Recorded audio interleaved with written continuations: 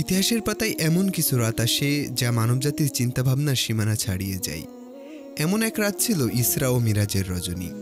এটি কেবল একটি ভ্রমণ ছিল না, বরং ছিল নবুয়তের এক চরম পরীক্ষা, যা মহানবী হজরত মুহাম্মদ সাল্লাল্লাহু আলাইহি ওয়াসাল্লামের বিশ্বাস এবং আল্লাহর অসীম ক্ষমতাকে প্রমাণ করেছিল। এক রাতের মধ্যে তিনি মক্কার মসজিদুল হারাম থেকে জেরুজালেমের মসজিদুল আল আকসা পর্যন্ত ভ্রমণ করেন এবং সেখান থেকে ৭ আসমান পেরিয়ে সিদরাতুল মুনতাহা পর্যন্ত আরোহণ করেন। এই অলৌকিক সফর, যা আজও কোটি কোটি বিশ্বাসী হৃদয়ে এক গভীর প্রভাব ফেলে, সেই রাতের প্রতিটি মুহূর্ত ছিল শিক্ষণীয় এবং বিস্ময়কর। আজ আমরা সেই অসাধারণ যাত্রার বিস্তারিত বিবরণ জানব।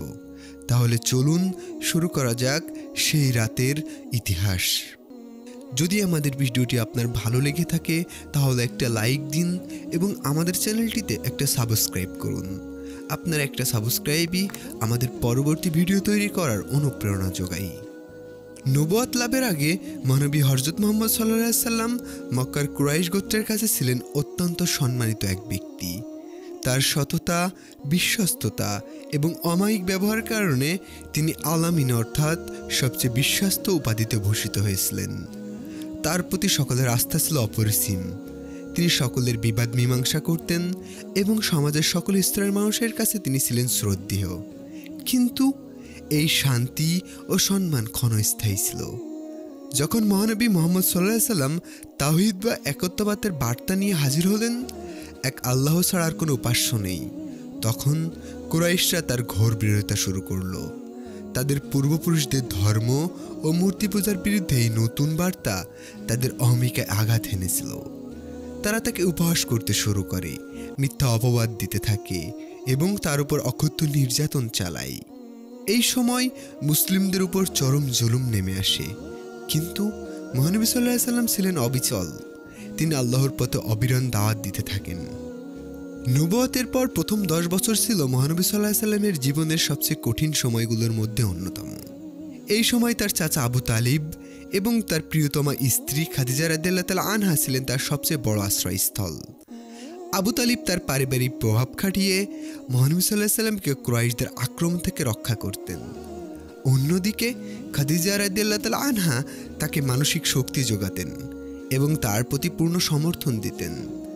তারা উভয়ই নিজেদের সম্পদ ও সময় মহানবী সাল্লাল্লাহু আলাইহি সাল্লামের নিরাপত্তা ও ইসলাম প্রচারের জন্য উৎসর্গ করেছিলেন।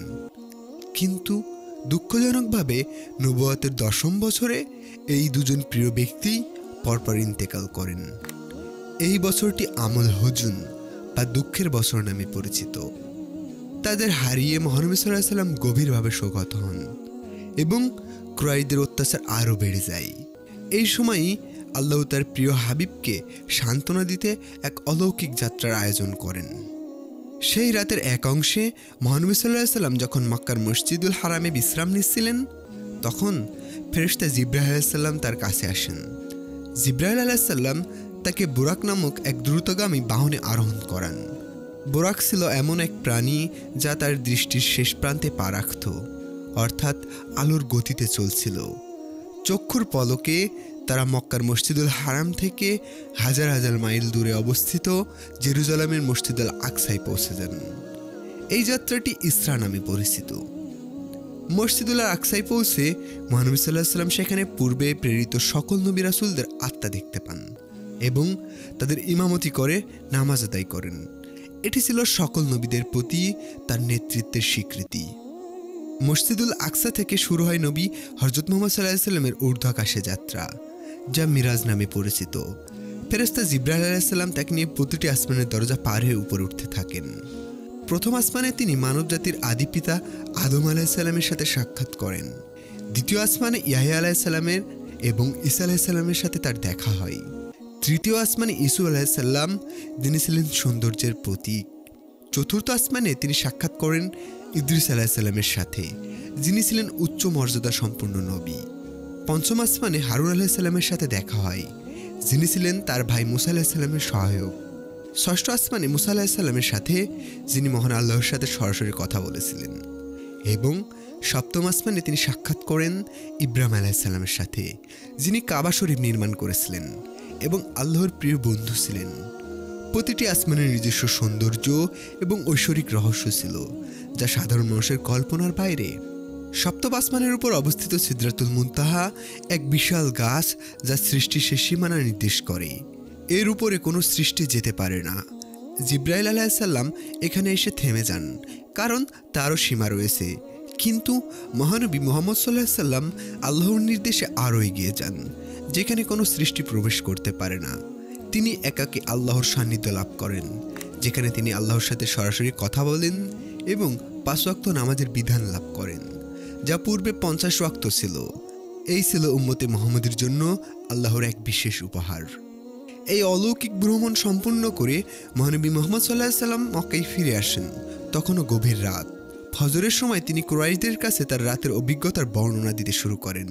তিনি বলেন যে তিনি এক রাতের মধ্যে মসজিদুল হারাম থেকে মসজিদুল আকসা হয়ে আসমান ভ্রমণ করে এসেছেন।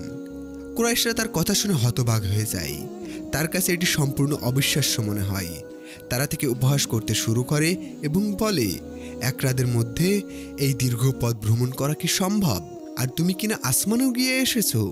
তাদের মধ্যে অনেকেই তার কথা অবিশ্বাস করে এবং তাকে মিথ্যাবাদী বলে অভিযুক্ত করে। যখন কুরাইশরা মহানবী সাল্লাল্লাহু আলাইহি সাল্লামকে তার দাবির সত্যতা প্রমাণের জন্য মসজিদুল আকসার বর্ণনা দিতে বলেন, তখন আল্লাহ সুবহানাহু ওয়া তাআলা অলৌকিকভাবে মসজিদুল আকসাকে তার চোখের সামনে নিয়ে আসেন।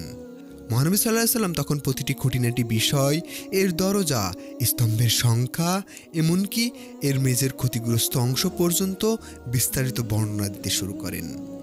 এই মুহূর্তে ইসলামের প্রথম খলিফা আবু বকর রাদিয়াল্লাহু তাআলা আনহু এর ভূমিকা ছিল অত্যন্ত গুরুত্বপূর্ণ। কুরাইশরা যখন প্রতিটি বর্ণনা নিয়ে সন্দেহ প্রকাশ করছিল, তখন আবু বকর রাদিয়াল্লাহু তাআলা আনহু প্রতিটি বিবরণের সাথে দৃঢ়ভাবে বলে যাচ্ছিলেন, আপনি সত্য বলছেন, হে আল্লাহর রাসূল, আপনি যা বলছেন সবই সত্য, আপনি একজন সত্যবাদী নবী। তার এই দৃঢ় বিশ্বাস এবং সত্য যাচাইয়ের অভূতপূর্ব ভূমিকার জন্য তাকে আস-সিদ্দিক অর্থাৎ সত্যবাদী উপাধি দেওয়া হয়। এই ঘটনা মুসলিমদের জন্য এক গুরুত্বপূর্ণ শিক্ষা দেয় যে মহানবী মুহাম্মদ সাল্লাল্লাহু আলাইহি সাল্লাম কখনো মিথ্যা বলেননি। ইসরা ও মিরাজ কেবল একটি অলৌকিক ভ্রমণ ছিল না, এটি ছিল মানবজাতির জন্য অসংখ্য শিক্ষা ও তাৎপর্যপূর্ণ বার্তা।